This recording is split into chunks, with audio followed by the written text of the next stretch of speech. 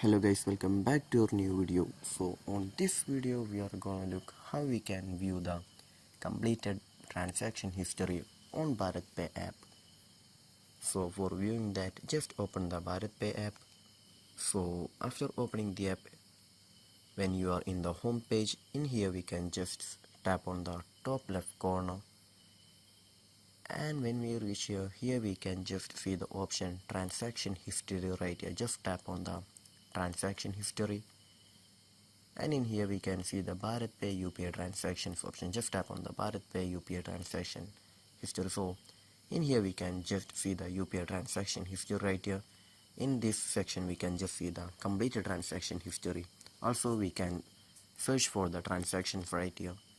Also we can sort by here tapping on the top right corner, and we can just select whatever transaction type that you need to search for. So this is how we're gonna view the completed transaction history on BharatPe app. So I hope this video was useful for you. So just do like, share, subscribe to our channel. Thank you.